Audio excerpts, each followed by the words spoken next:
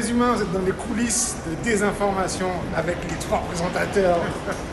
My-man Didier, moi-même Michel et Malou de la team DK.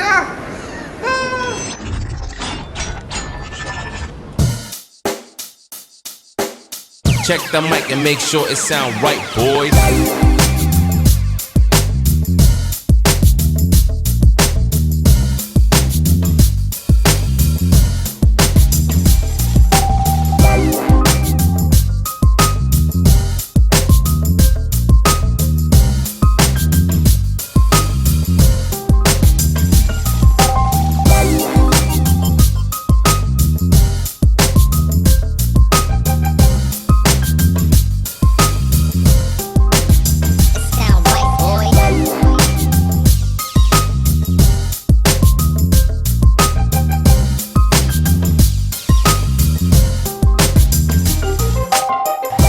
Bienvenue dans les coulisses de l'émission des informations.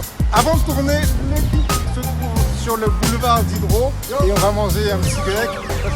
It sound right, boys.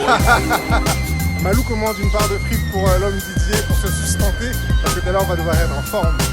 I'll see you.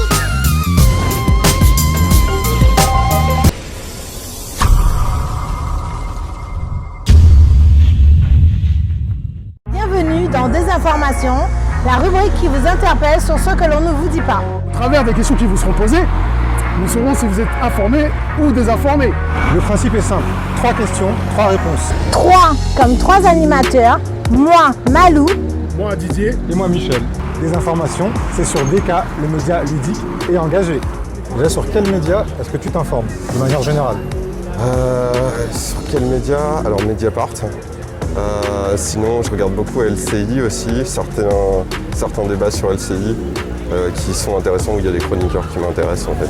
Après, je sélectionne selon les intervenants, selon les chroniqueurs qu'il peut y avoir sur le plateau, selon les journalistes aussi. Donc les médias sur lesquels je prends plus souvent de l'information, c'est surtout les réseaux sociaux, et notamment LinkedIn ou Update, qui est le site d'actualité de Samsung.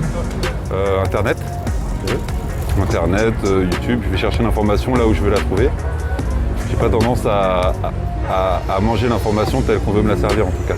Ok. Selon vous, peut-on hiérarchiser les crimes contre l'humanité, la période de la Seconde Guerre mondiale et la Shoah, face à la traite négrière? Je pense qu'un crime, ça reste un crime et du coup, il n'y a pas forcément de hiérarchie et que l'humanité, dans tous les cas, ne devrait pas avoir accès au crime.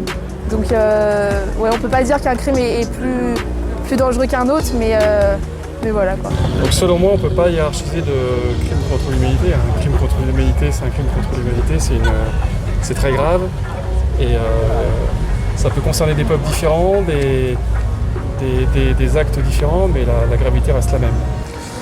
Très compliqué de hiérarchiser.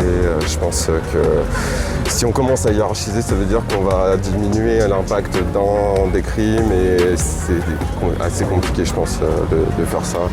Du coup, je pense que peut-être il y a des historiens, des spécialistes qui vont pouvoir traiter ces aspects-là de hiérarchisation en quelque sorte, mais pour la plupart des personnes, je pense que c'est pas forcément bien de hiérarchiser tout ça.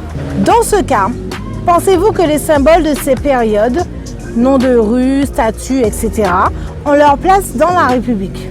Qu'ils aient leur place aujourd'hui dans la République, sachant qu'on est dans une République aujourd'hui qui n'est pas forcément égalitaire, hein. On est dans une République qui n'est pas forcément tolérante.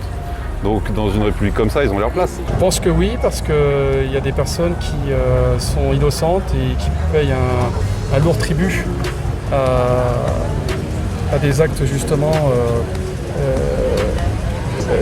terroristes ou autres, et qu'on ne peut pas laisser ça non plus sans mémoire. Donc ériger un monument ou mettre une plaque de rue à leur nom, je pense que c'est un beau symbole. Ouais. Si vous faites référence au crime contre l'humanité, j'aurais tendance à dire non. D'un autre côté, si on prend l'exemple de Colbert, il a fait d'autres choses aussi importantes pour la France, qui méritent aussi d'être relevées et d'être perpétrées dans l'histoire. Donc on ne peut pas non plus le ranger dans une catégorie et dire, du fait de cette catégorie-là, il n'a pas sa place, par exemple, pour une statue. Il y a d'autres actes, je pense, qu'il a fait dans son existence qui méritent aussi le fait de pouvoir avoir une statue à son nom. Pensez-vous que les symboles de ces périodes, les noms de rues ou les statues, ont leur place dans la République. Alors, quand je pose cette question-là, c'est ça. Par exemple, là, on est à 2 pas de l'Assemblée nationale. Devant l'Assemblée nationale, là, il y a la statue de Colbert qui a écrit le code noir. Est-ce que par exemple un personnage comme Colbert qui a écrit le code noir a sa place dans la République en tant que symbole? Je pense que oui. Enfin, je pense que rendre hommage aux personnes justement qui ont amélioré tout ce genre de choses, je pense que c'est important. Donc je pense qu'ils ont bien leur place pour que les gens aient conscience qu'il y a des gens qui ont fait des choses pour l'humanité. Alors c'est un sujet qui est assez compliqué en ce moment, on en parle pas mal. Disons qu'il y a certains personnages, effectivement en Allemagne il n'y a plus de rue Hitler et c'est inconcevable de remettre une rue nommée Adolf Hitler.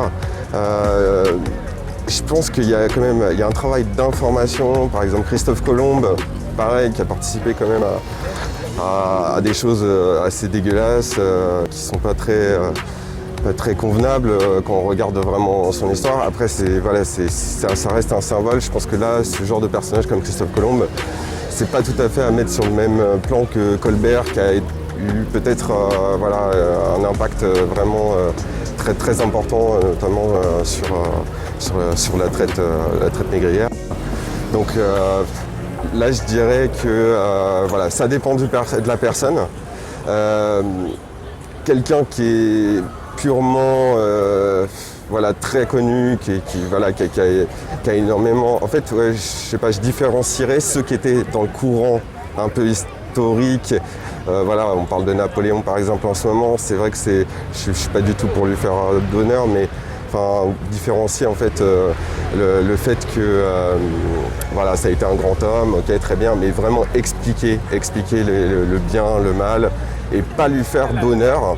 Juste, ok, ceux qui veulent, ils honorent ces personnages-là.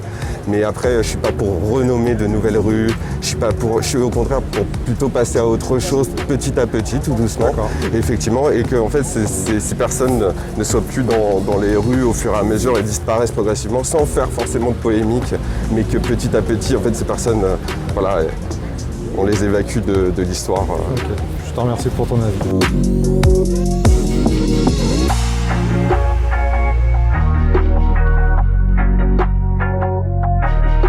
À votre avis, de qui est cette citation? Le mal que font les Juifs vient de la constitution même de ce peuple. Ce sont des chenilles, des sauterelles qui ravagent la France. Citation d'Alain Soral, de Napoléon Bonaparte ou de Jean-Marie Le Pen? Je dirais Jean-Marie Le Pen. Ouais.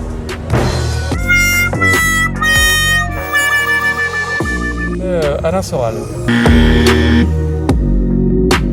C'est assez fort comme citation.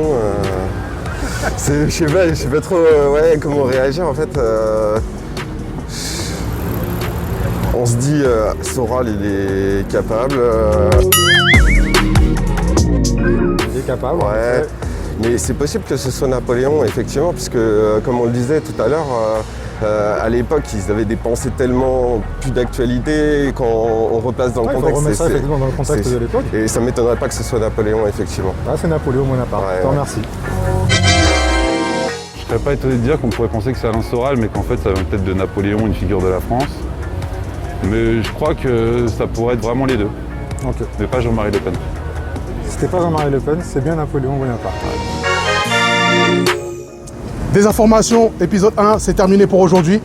On se donne rendez-vous au prochain épisode. Merci aux 3 participants, ainsi qu'à l'équipe de la team DK. Et n'oubliez pas, notre humanité n'est pas négociable.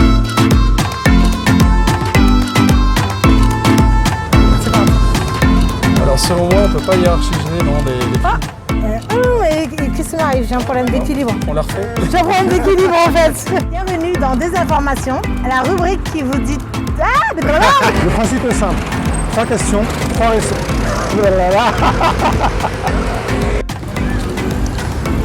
Selon vous, peut-on hiérarchiser les crimes contre l'humanité? Déportation contre colonisation. On va la refaire. Bienvenue dans Désinformation, la rubrique qui vous interpelle sur ce qu'on ne vous...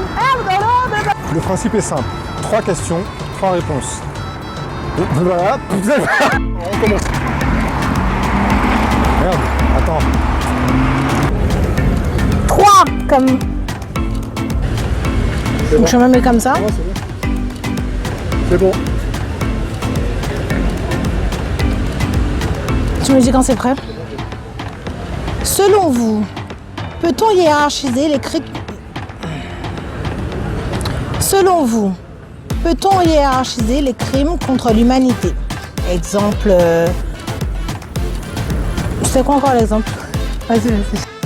Ah, ça arrête de me filmer, je suis sûr. Hein. Non mais je te connais. Ça y est, c'est la fin.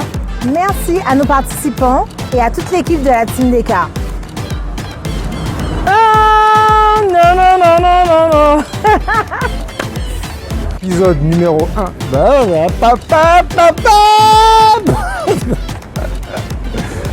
Ça y est, c'est la fin. On remercie nos participants et toute l'équipe de la Team Descartes. On se dit à très bientôt sur Descartes. N'oubliez pas, notre humanité n'est pas négociable.